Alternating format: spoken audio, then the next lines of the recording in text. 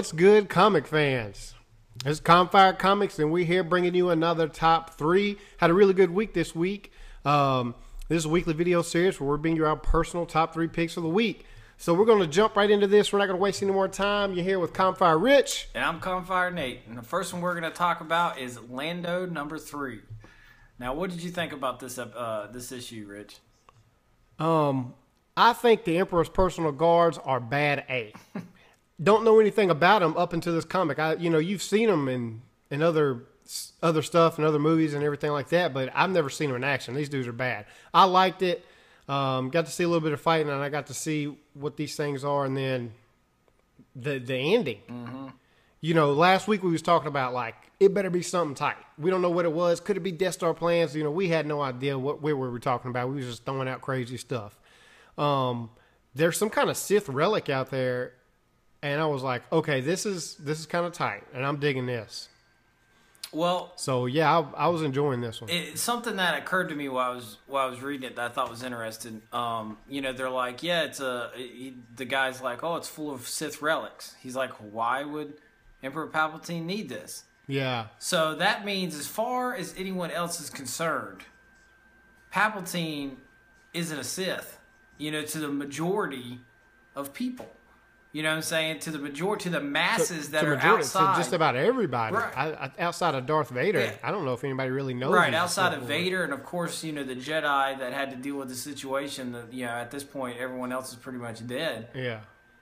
But no one knows, and I never really thought about that. I kind of just assumed it was like, hey, this guy's this giant Sith Lord. He's in charge. Listen to him. Okay, no, it's like this guy is literally playing the Sith card under the radar. And Steal. Yeah. And it's really interesting. I did not think about that. I loved that. I loved how they opened it up, and there's all kinds of Sith relics. There's some really cool looking helmet, man, and the freaking eyes light up at the end, man, and I'm like, oh man, my God, yeah. What in the world do they have in there?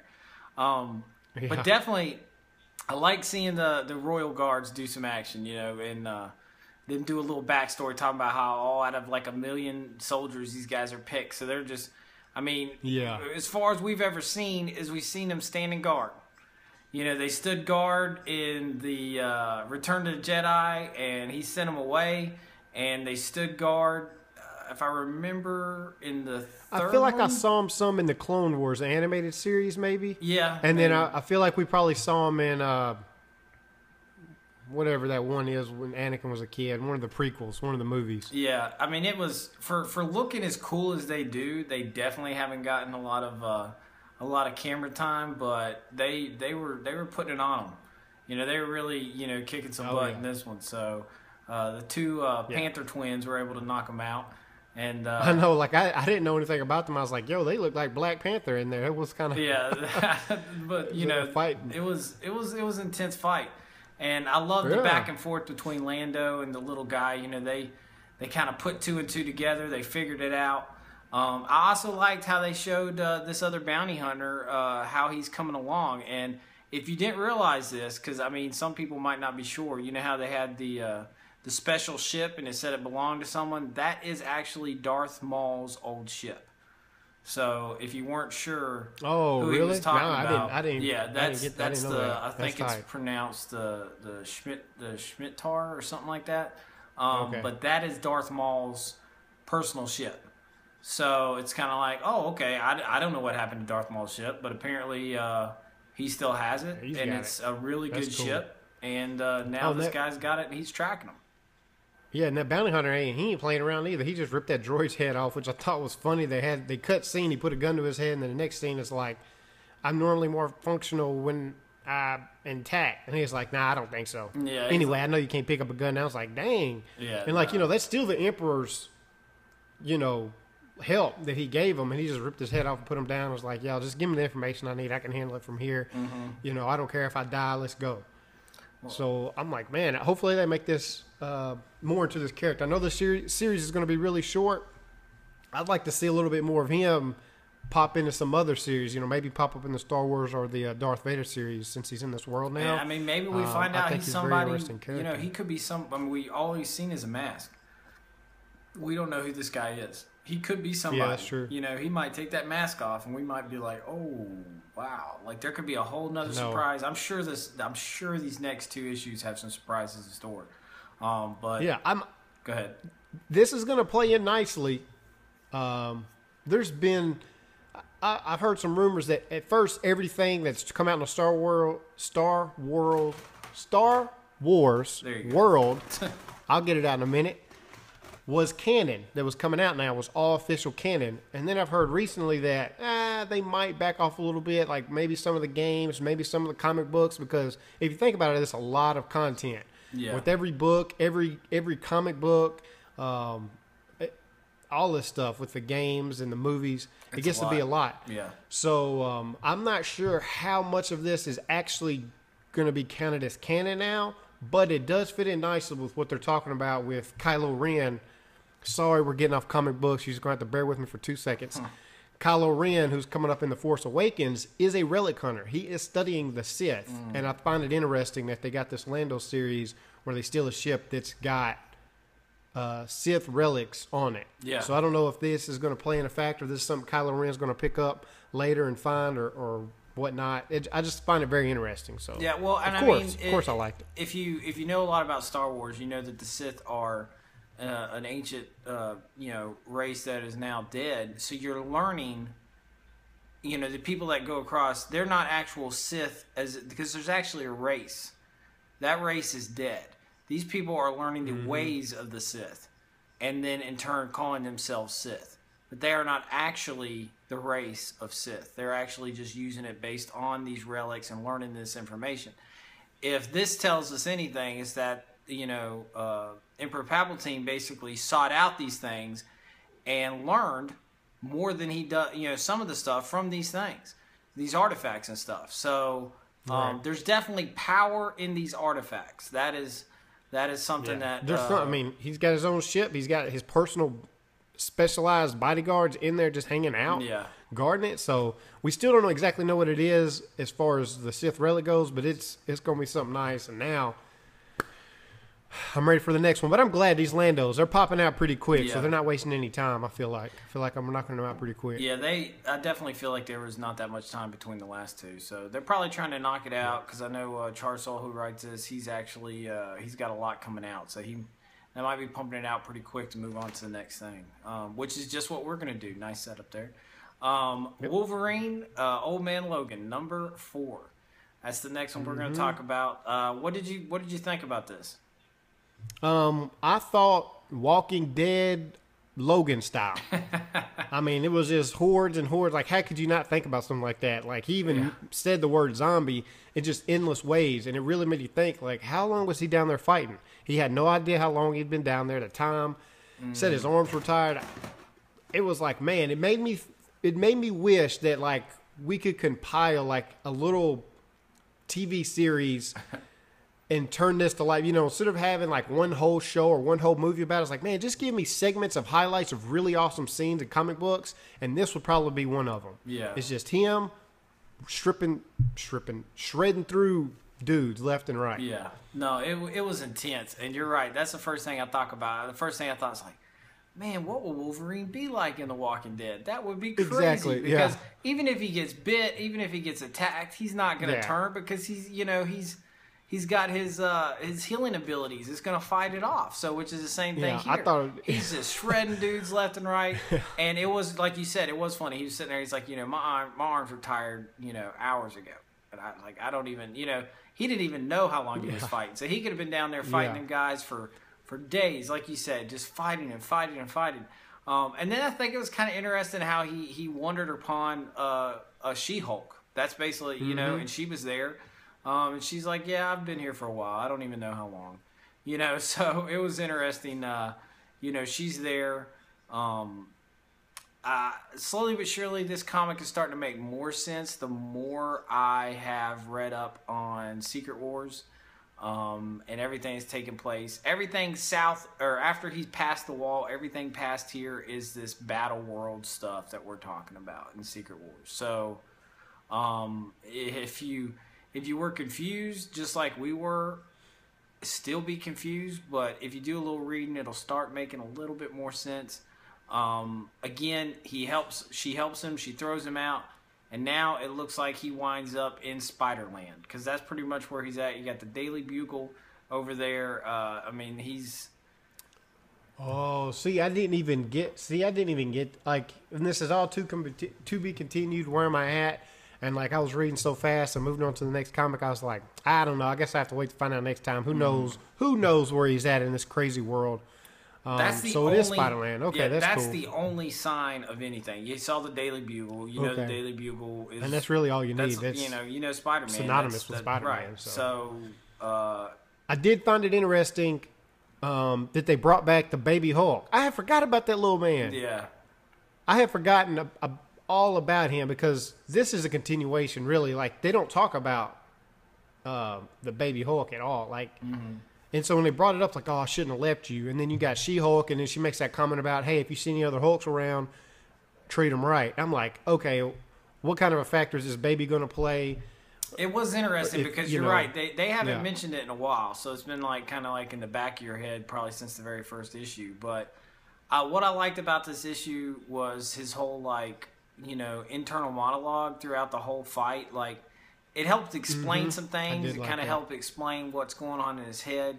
He's remembering all these things. He's unsure, but at the same time, he's again thinking, well, maybe I'm just going crazy.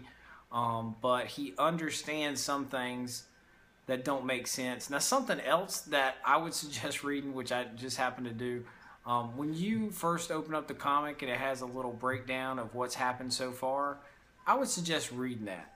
Because reading that actually helps explain a little bit more of what you were supposed to absorb from the last issue. Like what took place. They give you kind of a little breakdown. That actually helps a lot. I found that when I read it. I was like, okay, I was only supposed to absorb these small things. That's what I'm going to focus on. But again, good issue, solid issue. I'm excited to see what they're going to do with this. I'm interested to see if they're going to conclude this before they switch over to Jeff Lemire writing this particular series. I don't know, but I'm excited about it, and I'm going to write it out. And write it out all the way to the next comic we're going to talk about. Again, another little segue there. We're going to talk about We Are Robin number 3. It might be my favorite this week. And the reason why... Really? All of them were good. The reason I want to hear this because Lando was pretty good to me. Lando was good. The reason why this might have been my favorite is because it's starting to set the stage for what I think is going to be this huge Robin War and this Batman and Robin Eternal. Like they've been talking about it. It's coming. We know it's coming. You saw a lot of things in this. One, there's a lot of these Robins. Okay, these couple guys that we have, it's not just them. We know Duke Thomas is kind of our main character that we're following. But there's a lot of them. They're all over the place. They're trying to undo these bombs. Other guys are fighting this wave of homeless, gangs that are going on. And in the end, we find out finally who this person behind the scenes is. And it's none other than the best butler in the world, Alfred. Alfred has been running this whole situation. And then they do a great job of kind of showing you a few things to kind of give you a timeline. He's missing his hand. We all know at the end of Endgame he lost his hand. By the time Batman catches up like 2 or 3 months later, he has his hand back. Okay, or I don't remember if they ever actually show his hand. So we know the time frame there. We also see Gordon Batman in the robot suit show up. Okay, so... You think that was Gordon? Oh, yeah. Who did you think it was? I thought it might have just been a suit. Nah. I thought it was Gordon at first, but the way he was talking, like, y'all go back, leave it to us, like, he didn't seem very Gordon. It seemed like a robot, even the way they had the words written down. I was like...